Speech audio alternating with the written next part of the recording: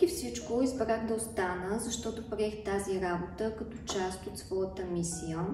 Аз съм човек, който търси смисъл във всичко, което прави, и в социалната работа определено намерих такъв.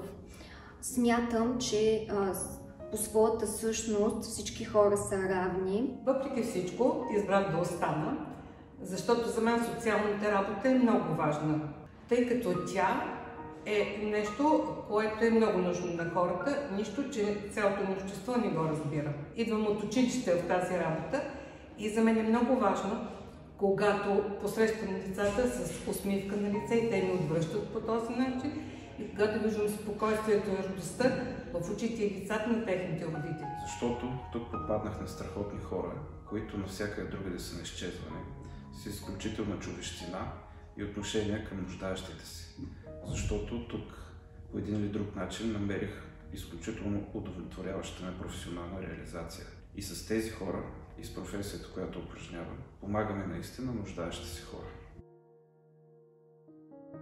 Въпреки всичко, избрах да остана, защото има смисъл.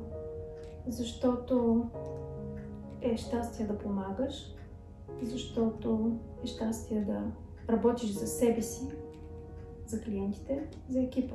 Преди години, попадайки тук, разбрах, че много неща ми харесват, но и много не ми харесват. И моят избор, за да се случи промяна, беше да остана. Така, ден след ден, с малки стъпки, с огромни препоръки и желания, се случваха промените. Избрах да се върна, защото работата тук е възможност за ежедневно развитие и учене от всеки, с когото ме среща. И колегите, и клиентите ми. Хората в нужда се нуждаят от хора, които се чувстват удобно и комфортно в това, което правят. Заради атмосферата, която има комплекса, заради доброто, което се случва. Това е бонус към работата и може би опита на колегите ги прави изключително толерантни, изключително приятни за общуване.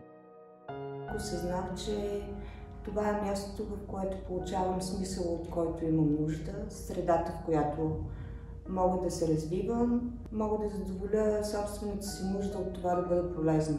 Избрах да остана тук, защото обичам работата, харесвам да помагам на деца и на хора и обичам и колегите си. Въпреки всичко, аз избрах да остана, защото всеки ден социалната работа е ден на предизвикателство, ден на неизвестното, ден, който те кара да разчупваш рамките, да разчупваш стереотипите и да намираш решения там, където имаш усещането, че няма и че е безнадежно. Избирам да работя в социална работа, защото тя е изключително интересна. Всеки ден научавам нови уроци и се сблъсквам с нови предизвикателства.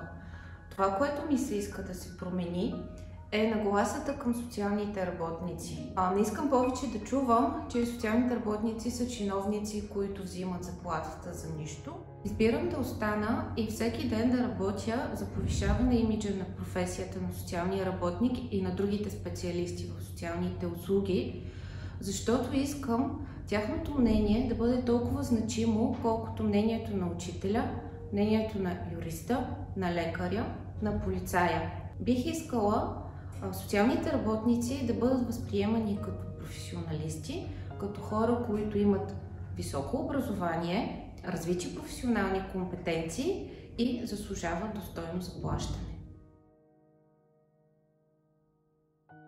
Социалната работа е практическа професия и академична дисциплина. Тя стимулира промени и развитие, социално сближаване и овластяване на хората. Обществената справедливост, правата на човека, колективната отговорност и зачитането на многообразието са в основата на социалната работа.